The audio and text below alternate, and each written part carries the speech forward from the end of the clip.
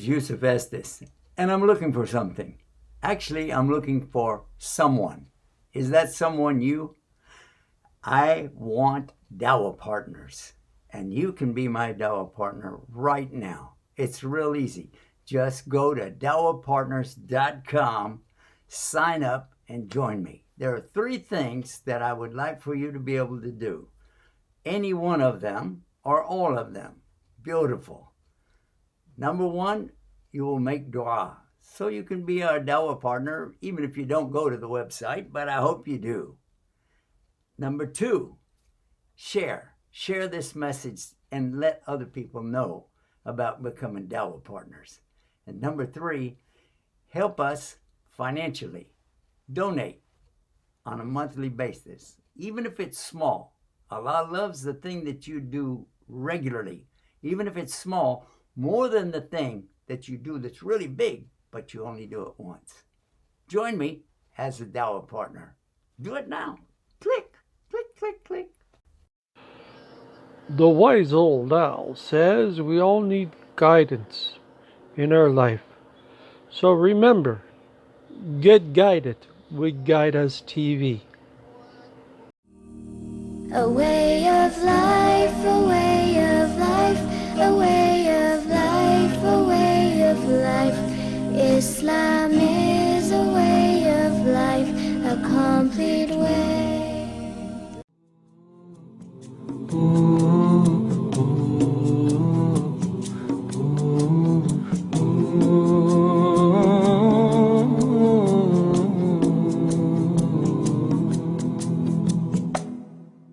On Guide Us TV. And remember, tell everyone, stay guided. With Guide Us TV. Stay guided with Guide Us TV. Guide Us TV, first Islam channel in U.S. Thanks to all of you. Alhamdulillah Rabbil Alameen. Okay, well, Doctor, I know you got to start it because you made some sound and it will switch over. Assalamu alaikum, everyone. We're coming to you almost live from our studios in Southern California with the one and only Sheikh Yusuf and the one and only Dr. Sultan from Missouri. Assalamu alaikum, everyone. Walaikum salam, rahmatullahi Starting the week on Monday, and we have a lot of great information, medical information regarding COVID and your health, and we welcome everybody around the globe to participate and to share with us their concerns, questions. 1-800-971-4383. 1-800-971-4383. Bismillah. Go ahead, Sheikh. MashaAllah. Well, you already did all the hard work, so I guess take over with the easy stuff and I ask questions. Alhamdulillah Rabbil Alameen. Doctors, we do have a number of questions concerning the obvious elephant in the room, which is, of course, the COVID virus and what's going on with that, what's about the vaccinations. And today I saw something in a video from one of the late night shows, and they were doing a parody on different things about the COVID, but then they played something that was real from the governor of West Virginia. And they everybody always likes to make fun of the West Virginians or so on, and I've had my crack at it as well because I've been there and I've lived with the folks there, and it's just a really amazing place. But the governor was talking about in a way, he just said it down home. Like, you know what, guys? Something in a video. Yeah. You're watching the video too, huh? So this video, he was talking down home talk to the folks, and he was talking about, why don't you just get vaccinated? Stop playing around. Stop being nonsensical about this. You know, all these conspiracy theories. Just get it over with. And I thought, Wow. Why don't we have a governor like that? Why don't we have a president like that? Just tell it like it is and tell everybody to move on. Come on, get a life. Uh, okay, the first question that we have concerning this situation that we all find ourselves in right now is there some light at the end of the tunnel? Are we looking at something that's going to be realistically over soon, or are we looking at something coming bigger at us, or status quo? Doctor? Go ahead, Dr. Adem. Okay, thank you. We had a program yesterday with folks, educational folks, in the community about COVID. There was a bunch of physicians in a panel form, and there was one of the chat questions came, and there's a new version and a new variant of COVID-19, which much more infectious and much more deadly than the Delta virus. So I told I responded as like, okay, we know that the director of the CDC and the CEO of Pfizer have said that there will be variants coming down the pike. I understand that Delta is 1,000 times more infectious than COVID. So this new version is coming. Or in the works of coming, and then what we're going to do about it? We're going to have, a response like the CEO of the Pfizer, Mr. Alberto said, once identified the new version, we will going to have within 95 days be able to manufacture or produce a vaccine that like an antidote. Well, obviously, I told the folks just sit tight and don't go into this panic mode. There's going to be that what they call in the articles perfect storm in the winter between the regular flu, the COVID-19, its variants, and other viral infection like syncytial virus, and others. So what we're going to do about it? There are some things that we know that the COVID death in the United States because of the Delta have surged in the young unvaccinated people.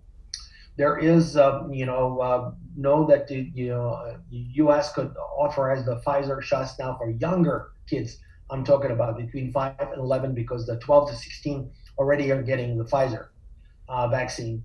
There are some, talks about whether or not we're going to be support vaccination requirement, meaning it's called vaccine passport for travel in the U.S., but the UK they may hold off on it for this winter. So there are definitely things that are moving fast.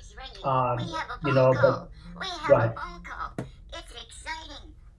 All right, we do have somebody here calling us from New Brunswick. That's in Canada. Let's see who it is. You have a caller. All right. The call, press 1. Salam alaikum. Alaikum assalam. I'll let the doctor finish his thought first, and then I'll speak. Okay. Thank you so much, brother. How are you, Habib? Salam alaikum. So beautiful. I believe they're definitely confirmed. This is from the source from Dr. Walensky, who's the CDC director, about getting ready for new variants, especially in the winter. It's going to be another second. I don't like to say dark winter, but a challenging winter when it with all the overlapping viruses that's surge in the winter season. And yes, it's going to stick around till at least April. This is according to what's been reported out by Dr. Fauci and others. So we're going to use the same protocol, and it's not going to be chasing vaccine after the variants. We just want to hopefully let the word out for people for those who did not get vaccinated to get vaccinated, for those who have weak immune system to strengthen the immune system and keep it strong during the winter, because it's not just COVID or its variants, but there are others like flu season and so on, because everybody just suddenly forgot about flu season, and other viruses that actually surge in the winter. So stay calm, stay collected, and do the right thing. Take all the protective measures. Eat healthy. Do exercise. Increase your Vikrullah, the meditation remembrance of God, because that will calm down the heart and will be additional cure therapy for the body and for the mind. And collectively, you fear nobody but Allah, the Creator, the ultimate Creator, who has the control over things. So if you take the measurements and do everything the right, and then you ask God for help, you'll be okay. All See, right. my prediction is that just like flu when it came, is continue on, because one of the main problem with these viruses is they change and get into various variants to survive. So there are going to be variants after variants after variants, just like any virus. COVID is no different than be able to make variants. But what I anticipate is going to happen is that there would be a multivariant vaccine. So it's just like not just COVID vaccine, but COVID with various variants. And when we have that vaccine, that will logically give us much better protection than the current vaccine that we have. And they are working on it to have vaccine with multiple variants in that. So therefore, we should not just think that, okay, last winter it was there, this winter is going to be, next winter it's not going to be. I think this will go on, and we shall have to learn to adapt and learn to fight with vaccines and all the common sense things, washing hands, social distancing, and so on and so forth. Oh, thank you so much, Doctor. Beeb, you've very patiently been waiting for us. Yes. What do you got here? Well, a couple of things. One thing is we're still having the same problem with the show as last night. So I just wanted to let you know this. Okay. Oh, it's still freezing up. Is that right? It's still freezing up, and when it's not, it's still lagging really slowly.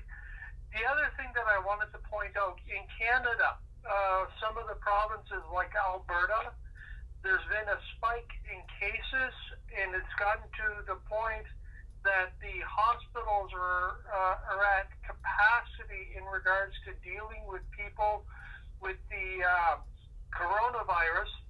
So they're looking at any type of surgeries to actually cancel them. So oh no!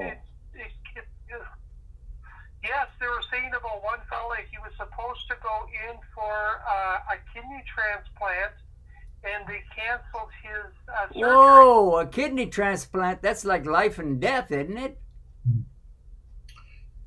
Yeah, well, apparently, Berta, it's not, but it's beyond me why anybody, even during this crisis, when the opportunity comes for somebody to get a transplant, you don't postpone this type of thing.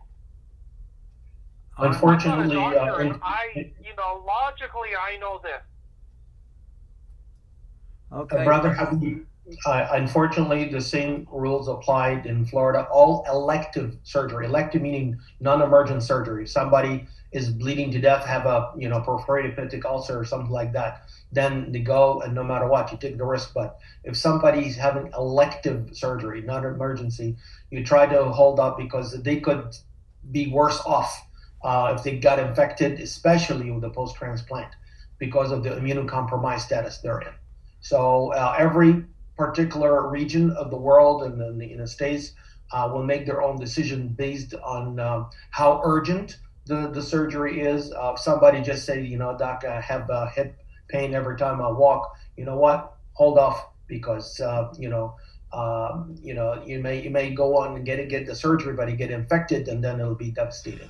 So that's unfortunately a kind of protocol to protect people who are low risk from getting infection and turning into high risk and fatal outcome. Oh boy.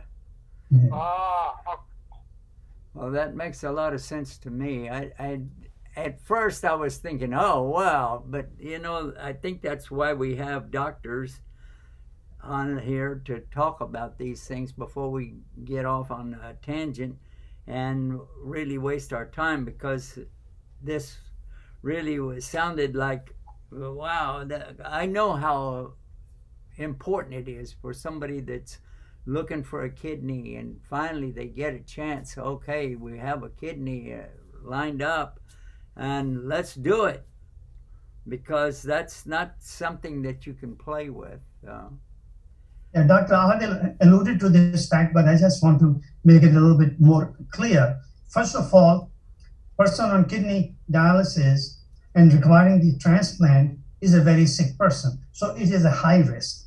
Okay, now you do the surgery. Is not just a matter of doing surgery, it's a matter of giving them serious immunosuppressive drugs that will suppress the immune system and make you more susceptible to common infection, leave alone COVID. So you become even more prone to COVID, and it is not uncommon that these patients may end up in intensive care unit, which these days intensive care units are full of COVID. Therefore, yeah. So this poor guy will be forced to be exposed to COVID even if he did not want to. So that is why this guy will be better off waiting on kidney transplant list, using dialysis and other treatment until the circumstances are safe, and then see when he can get the kidney. All right. Well, thank you so much, Doctor, for that input. I had not realized well, Steve, Go ahead. I was going to say basically probably the same thing you were going to say. I didn't realize, and that's the reason why I brought it up, is because when you have, doctors that can explain this type of thing instead of just watching it in the news, and you know how news is. So, but when you have two doctors and you pose this to them and they look at this logically and they respond logically, you get a better result, a better answer, and a better understanding of what really happened. Yeah, that's true. That's very true. Okay. Do you have another question for the doctors? The other thing, and it's not COVID related, it's just people and doctors. I never could understand. I know with myself, when I go to the doctor and see if I need an antibiotic, and they say take it till the length of time that you're supposed to, even like I'll take it, and even if I feel good or start to feel good, I continue to take it. But there are people that will stop taking it. And I never could understand the logic of that, or the doctor will tell them something that they need to do, like stop taking salt, and they don't listen to their doctor. And in the States, I mean, you're paying money to see a doctor. In Canada, it's a little different. But I can't see spending out money to get advice and not taking it. Could you explain me why people are like this? That's a very good question. Everybody is not alike.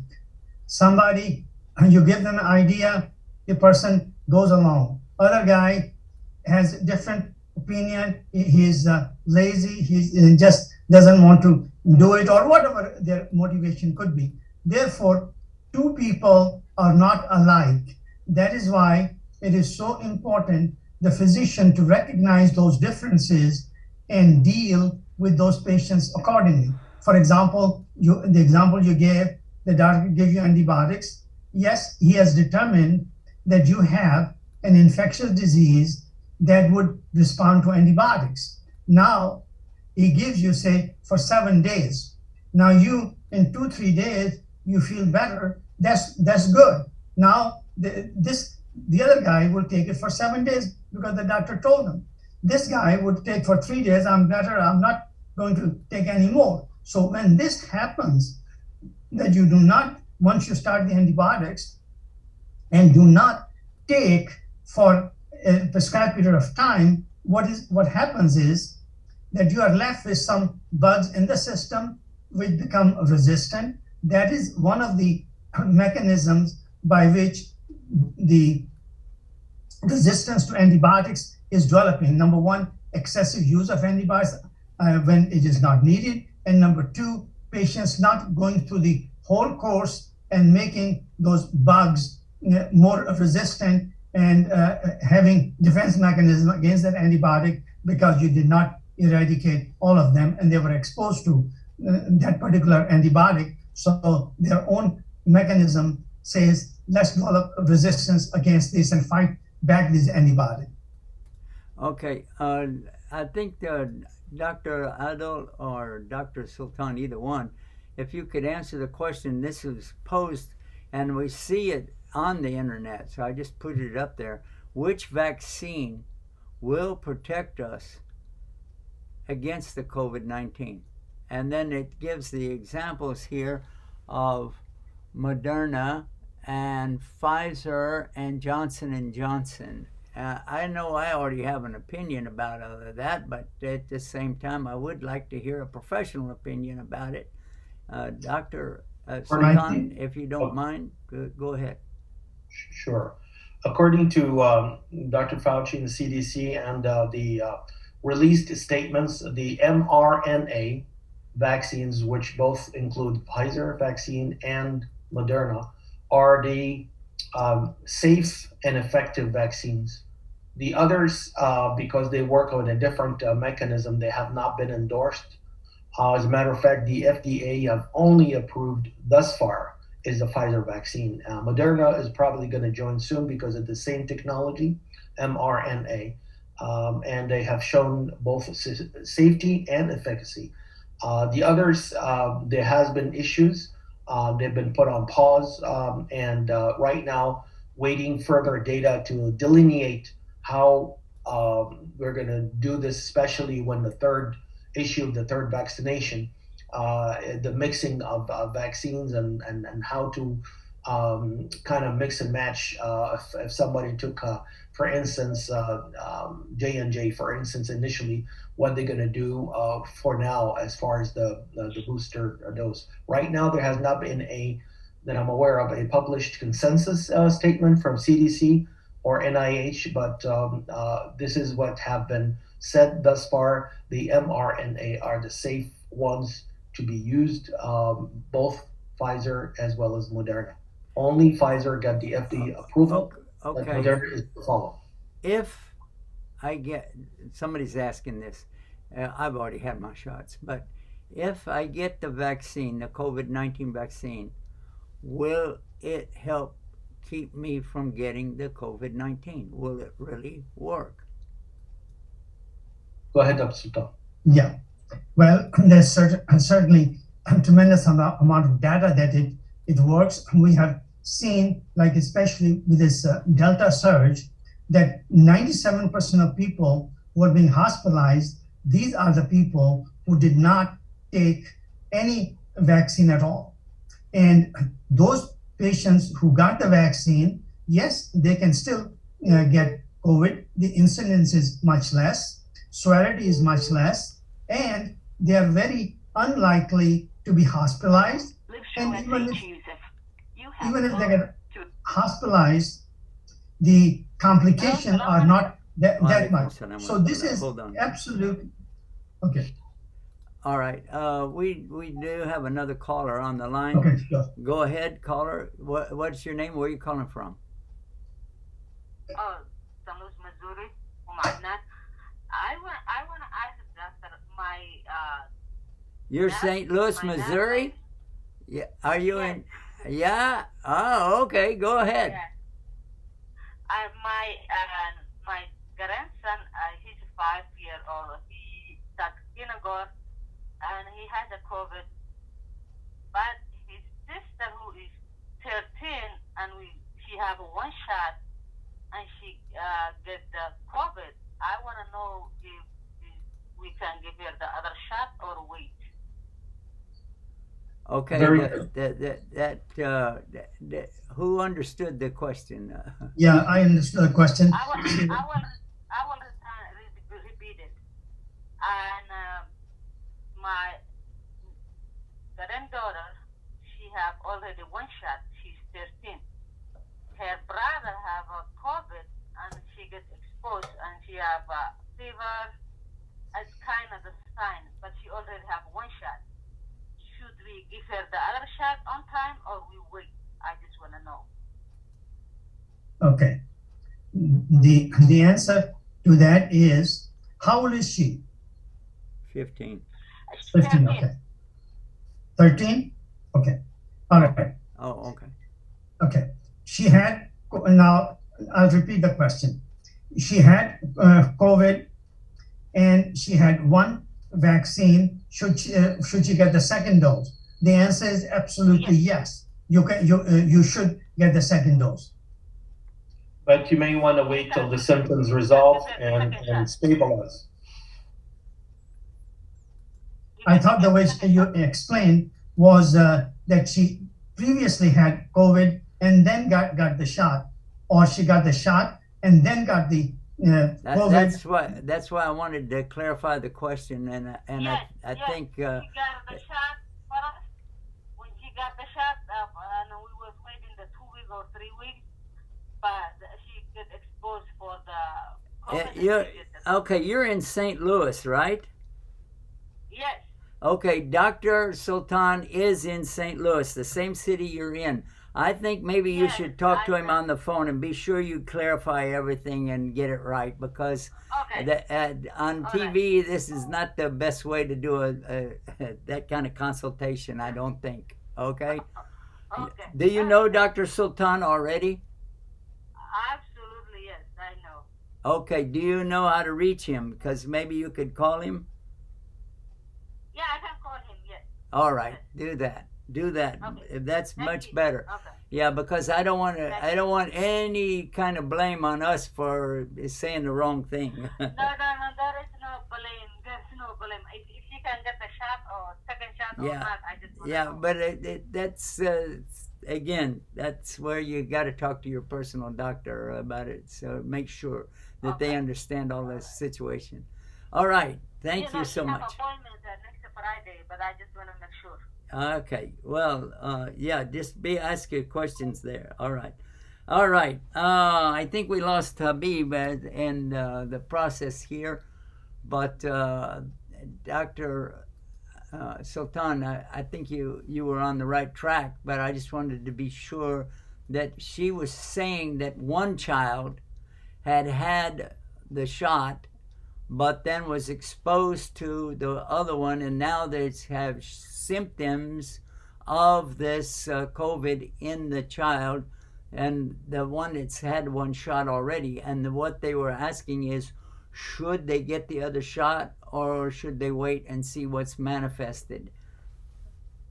Dr. Adil said correctly, if the child is the one who got the vaccine, now if the granddaughter is sick, then she should... No. What it said is that the one is getting sick now because of exposure to one that already has it.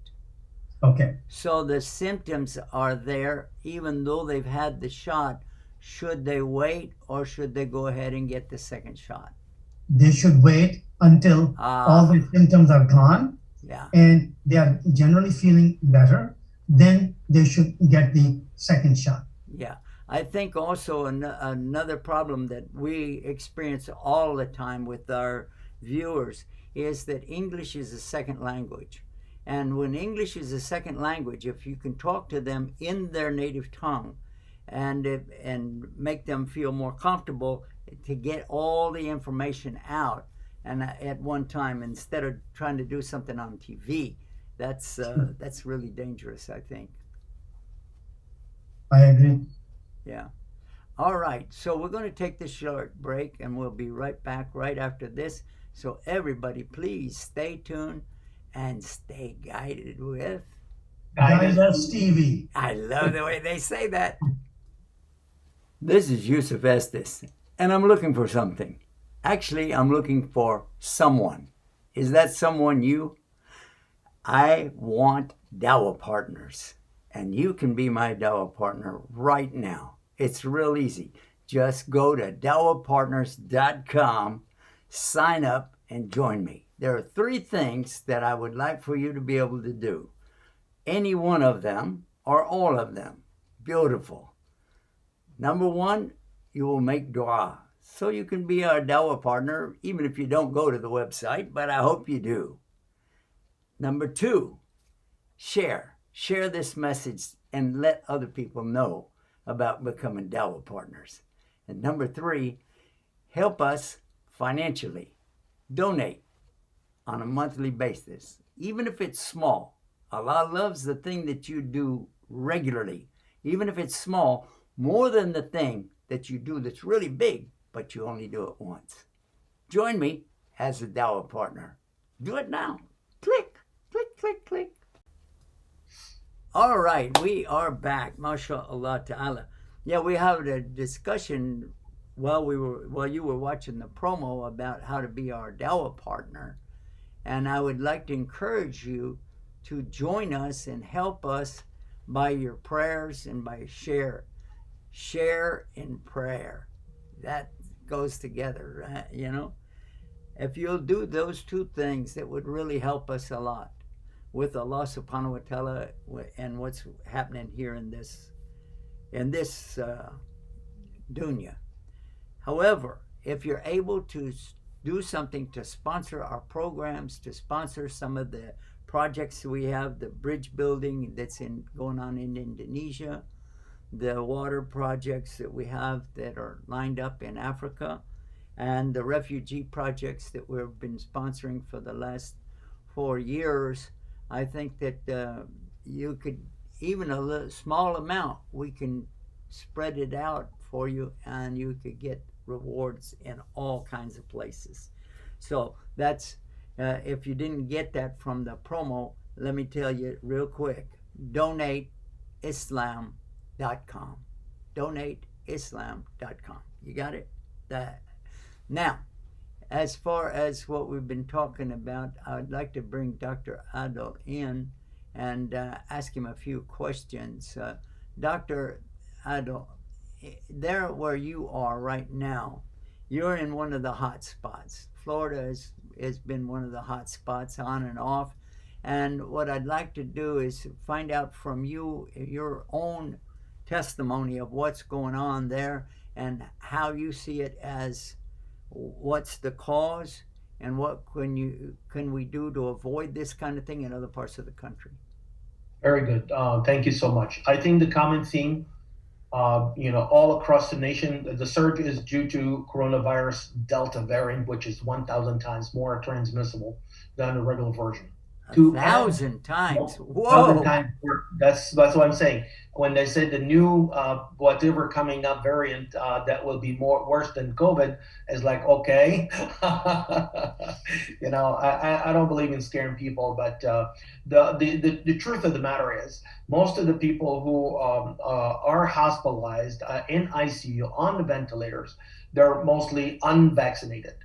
And then other factors include obesity, including, this is the common factors that have been found by different analyses, obesity, African American unvaccinated status, and poor nutrition, and chronic diseases which have immune suppressive element, whether it's connective tissue disease, whether it's steroids, whether it's HIV, whether it's cancer. All these are basically, or post-transplant, all these are basically conditions where the immune system is so suppressed that could be, attacked by any opportunistic infection, including coronavirus and others. And we have people now, it's so sad, like in an intensive care unit, and that you see people on ventilators and really can't do much. Their oxygen is so poor that they have to, put them not just on a vent, but a very high pressure to push oxygen into the tissue of the lung, which have a lot of inflammation and blood clots and so many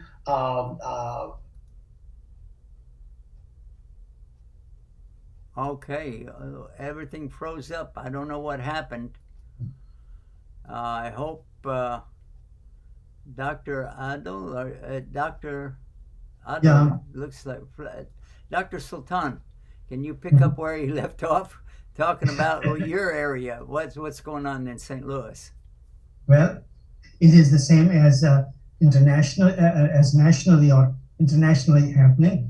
With the COVID-19, especially Delta variant, is a major cause for a lot of new cases and serious cases and causing a lot of complications. And basically, it is the same thing all over until we get the vaccine with the multiple variants, which give more broad spectrum coverage. This will continue on. But certainly, I'm sorry to say that there are people who are not logically, they're hesitant because they're afraid. They're afraid of that something might happen, or the stories on the internet of false stories that it could do this and it could do that, it could do that. Honestly, I have several patients of mine who had the COVID vaccine. I had it, my whole family had it. We see absolutely no side effects from that. I'm not saying that it's not going to happen. Yes, it can happen, but the incidence is so low that we got to take a risk. This is how I explain to my patients when they talk about risk associated with COVID vaccine. I say, look here, United States, we have the most beautiful roads in here. Every day you see that how many people die. So we have a phone call. We have a phone call. It's exciting. All right, Answer let's the take phone. this phone Answer call. the phone. We have a phone Inshallah. call. All right. Assalamu alaikum. Alaikum assalam. I'll let the doctor finish this thought again before I say anything. Well, Okay. Okay, go ahead. So whatever I'm talking about, when people are so much afraid of the vaccine, I give them the example that look here, the roads in the United States are the best roads, but you know yourself, everyone knows that how many people each day die on these roads. Therefore, as a precautionary measure, we should not be driving and we should be staying at home. Okay, well, all right. Then you know every day there are so many fires that place in the houses. So it is not even safe to stay inside the house. And then, so you got to live out in the tents. But you know, tents also catch fire. So you can't, no way to go. So therefore, you have to logically weigh the benefits versus the damage versus the flaws in the system. So when you put all those things together, the incidence is so low, but the payouts is much higher, because this is one of the most important things you can do to protect yourself from serious COVID infection and complication and even death. Therefore, that risk factor is so little, but the fear factor is a heck lot more because of poor information and deliberate misinformation being put out on the media. That my honest opinion to you is go and get the vaccine. Most likely nothing is going to happen. So this is how I handle in my practice. I take time. It takes time. See how much time it took for me to explain, rather than, oh no, yeah, you must take the vaccine. So you have, as a physician, you have to take time and effort to explain the patients and pros and cons. A lot of things work on fear. I hate fear-mongering techniques to steer people in one direction or the other. All my discussion right now, you must see that I did not use any fear-mongering techniques to pursue you one way or the other. I have given you my honest, straightforward opinion, and now it is up to you. You want to take it? That's fine. You don't want to take it? I don't take it personally. That's your choice. So while I'm giving you this solid medical information, at the same time, yes, I very strongly believe also in personal choices in medicine. We should not be forcing people in one direction or the other. People should be able to make their choices freely without any external pressure. Although, they're talking about mandating and things like that, this always has a negative impact. I think in the long run, this will have a much negative effect on those people who are gung-ho against the vaccine. It will just solidify their belief that something's being imposed on us, and they would not take the vaccine, and we'll have a certain percentage of people who will remain unvaccinated. And probably the way I see is that this may do more harm than good. But anyway, we'll see. We'll see what the time brings. Thank you so much, Doctor. Thank you. Habib, did you forget your question?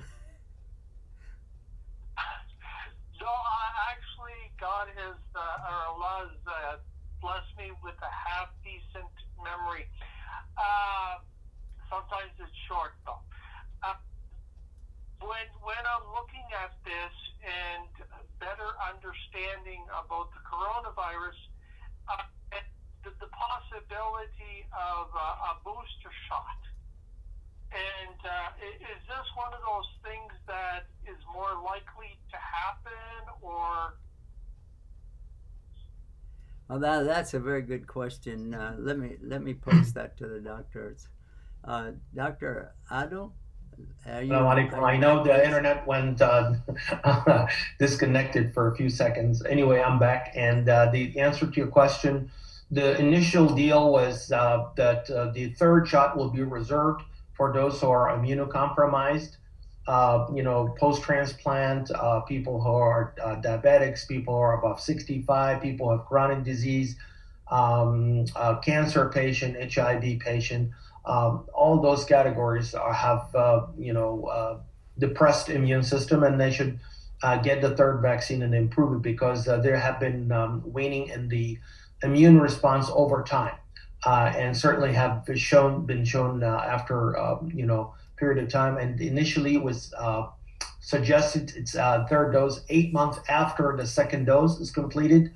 Now there is a second thought that's going to make it available for more for the population, which has not been settled yet, but there's a upcoming meeting in the FDA to, I think, finalize the criteria, because the high risk will definitely, nobody have any quarrel about this. Definitely those are going to have the most benefit, but we don't know if the low risk category of people will get the same benefit as the other guys. The bottom line is there will be a third dose. There will be people who benefit from it. Maybe the most of the buck will be towards those who are immunocompromised, and most likely that it'll be 6 months out from the second dose of the initial ones. There's going to be a lot of unanswered questions. We're still waiting for guidelines to be published. What are you going to do if in the United States, there were 3 types of vaccine have been authorized, the Pfizer, Moderna, and Johnson & Johnson. But now I think the only mRNA, being Pfizer and Moderna, being the one who are going to move forward so far with the continued third dose. We don't know yet the fate of millions of folks who got the Johnson & Johnson. What are you going to do in terms of getting a second dose? So we're waiting for that mix of vaccines and guidelines on that. We know that there's an expansion of the age population, especially the Pfizer vaccine data was very good in 12-16, and soon they're going to expand it to children age 5 to 11. So there's basically a lot of data in a moving target. We'll keep you posted as soon as they come out and be authenticated by, authorized by, basically trusted authorities we'll share it with the audience, inshallah. So what we're saying here now, if I'm understanding right, that the booster shot is going to be necessary, and it is something that you should wait 6 months. Is that what you said? That's what the most recommendation. Initially it was 8 months, but now they said 6 months because the waning effect of the second dose, it drops down, and now we have the season with the winter season, so they wanted to make sure that people get extra protection during the fall and winter season, where it peaks. All right. Well, now, me personally, myself, my wife, my family, we've had the shots, but now this booster shot, I don't know how long it's been since we've had it, but do you think you'll find it in the card with the date on it? Okay. So look at the card, and it will tell you exactly when you took the second dose, and then you wait 6 months out, and that's when you're gonna bring the card. Okay. And then when you go there, you're not just gonna go walk in. You're gonna bring the card with the date so that they will, they're not going to administer it without knowing what. Just like New York City now, they're going to mandate you showing vaccination before you go in a restaurant. They're going to do vaccination, same thing at the airport, before you go on travel. What's it called? Vaccine passport. There's a lot of moving targets and going in that direction. And we just have to adjust to all those changes, but this card is critical as a proof of vaccination and as a proof for the dates of when the third one, to be given and so on. All right. Well, we found something on the internet, and I put it up here so people could see. So this indicates a first shot, but it's not a second shot, and then it says under that other, so that would be the booster would be the other. Is that right? Most likely, yes. All right. Now, is it important to know, like if you got the Moderna and then you got the Johnson & Johnson and now you're going to get the Pfizer, is that a problem, or should we stay with the same thing? No, the first two, the Pfizer and Moderna, the mRNA, they're basically getting the go ahead for the most part. The Johnson & Johnson conversion into the third doses or the second dose, since it was a single one, is not yet clear. They were going to have to wait for data and also for recommendations to follow. Okay, my question actually was about, can you mix and match? Like if you got one, you can. That's the data they're waiting for to allow, because there was 75 million shots, I think, as far as I read, when the Johnson & Johnson administered in the U.S. What are we going to do for those guys who now are going to need a booster dose? What, how are we going to mix and match and so on? So we're just waiting for data, again, from CDC and NIH to give us some guidelines on what to do with this, and if somebody had a reaction to the vaccine, should they get the third one or not? And this is another concern that some folks have, and more than likely the recommendation that I've seen among the panelists that you avoid the third dose if you had a reaction. Reaction, you mean a bad reaction. We know now something in the heart like myocarditis, inflammation of the heart muscle. People get Bell's palsy or like almost paralysis of the seventh nerve of the face. Some people may get some severe pain in the shoulder site that needs an MRA and sometimes surgeries to help repair a torn ligament in the shoulder. There are exceptions, They're rare, but if somebody developed like Guillain-Barré, which is ascending paralysis, from previous vaccination, then all these are red flags that they should not get a repeat vaccination, because they already had side effects that could be worse if someone go ahead and getting added vaccine that will trigger a worse reaction.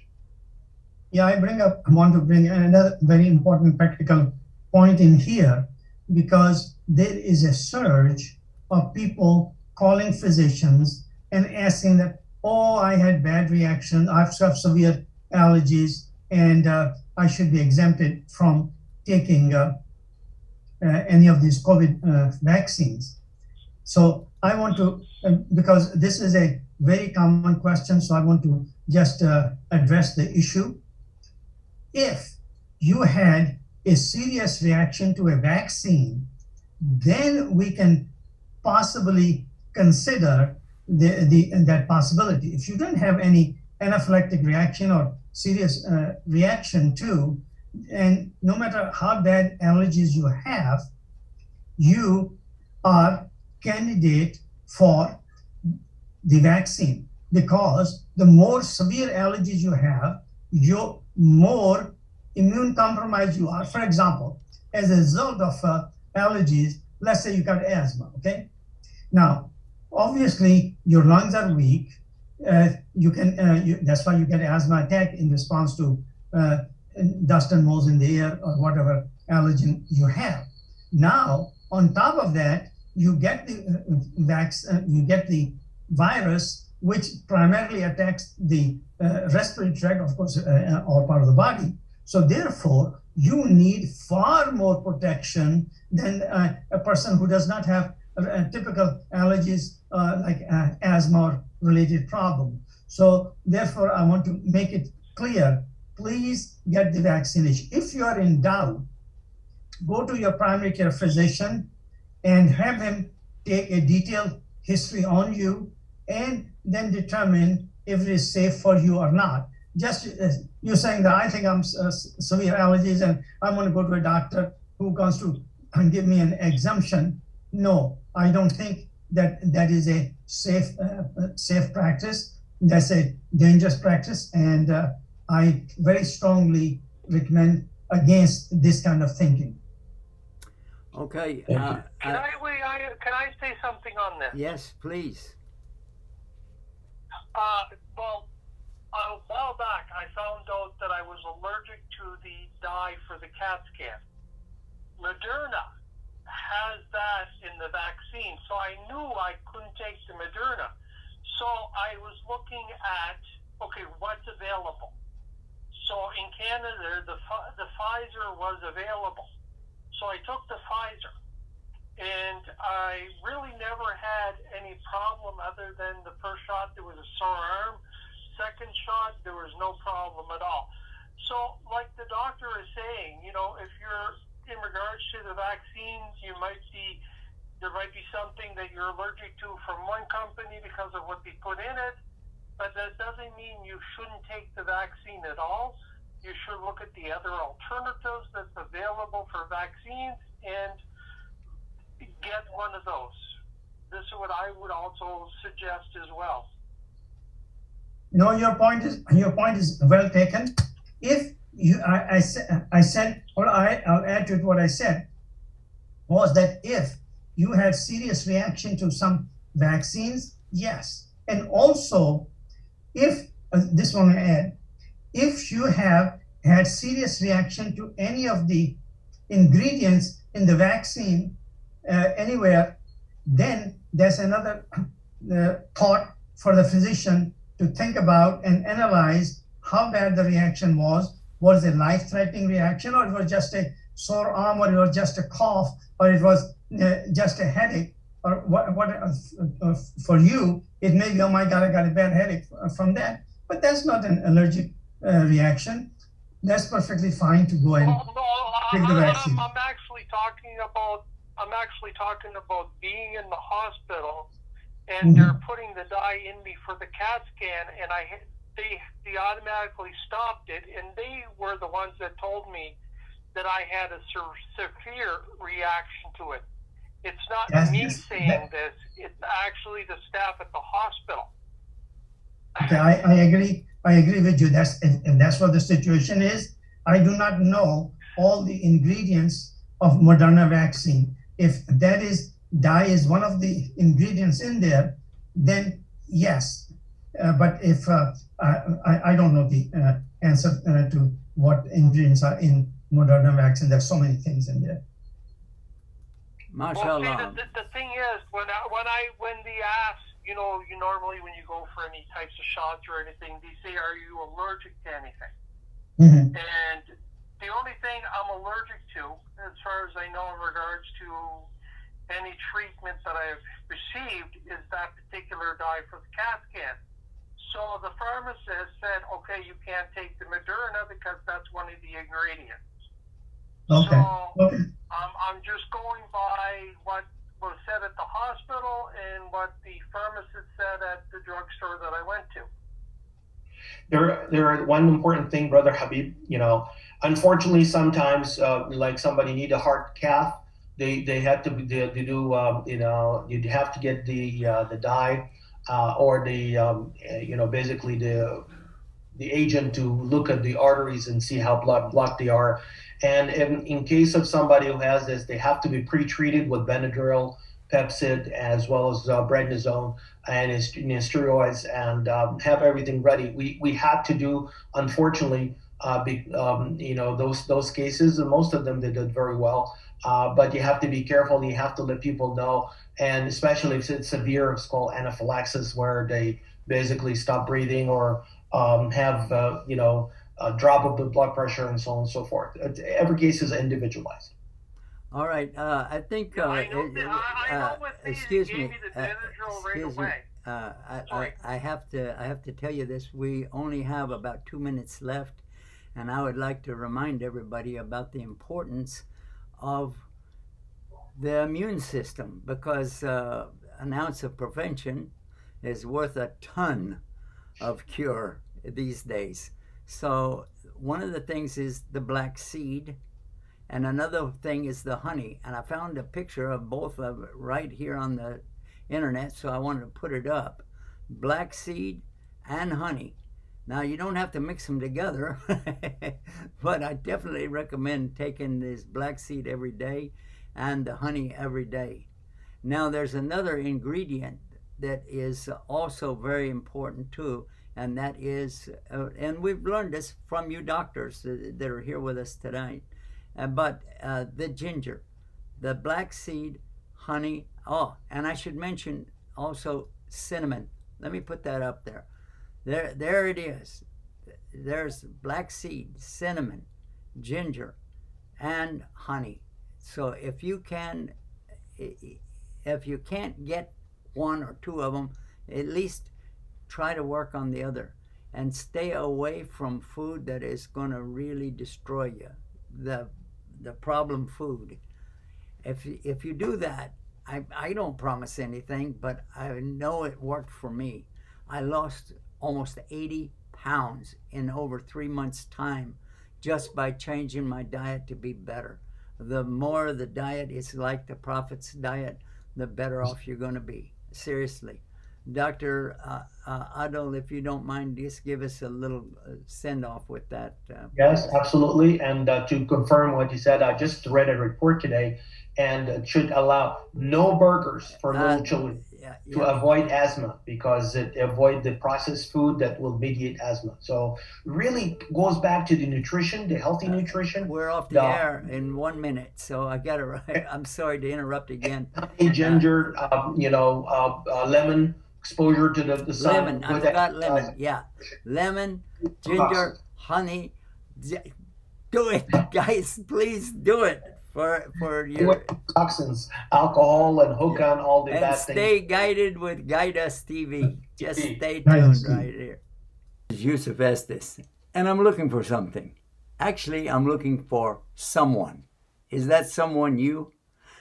I want Dawah partners. And you can be my Dawah partner right now. It's real easy. Just go to DawaPartners.com, sign up, and join me. There are 3 things that I would like for you to be able to do. Any one of them or all of them.